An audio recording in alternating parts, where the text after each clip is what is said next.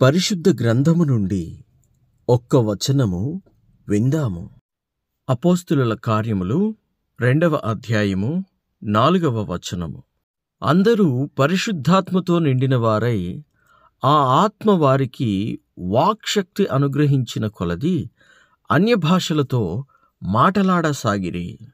దేవునికి స్తోత్రం. అపోస్తులులందరూ కూడా ఒకచోట కూడుకుని ఉన్నప్పుడు ఒక బలమైన గాలి వంటి ఒక ధ్వనిలాగా ఆకాశము నుండి ఒక శబ్దము అగ్ని రూపములో వచ్చి వారి మీద కుమ్మరించబడింది. అప్పుడు వారందరూ ఒక చోట కూడుకొని అందరూ కూడా ప్రార్థన చేస్తూ ఉన్నారు. అప్పుడు అగ్ని వచ్చి వారి మీద దిగింది. అప్పుడు వారందరూ కూడా ఆత్మతో పరిశుద్ధాత్మతో నింపబడిన వారై వారికి దేవుడు అనుగ్రహించిన వాక్శక్తి కొలది అన్య భాషలు, వేరే వేరే భాషలతో వాళ్ళు మాట్లాడడం జరిగిందనమాట. అది చూసిన అక్కడ ఉన్న వారందరూ కూడా విస్మయం పొందారు. ఇదేమిటి?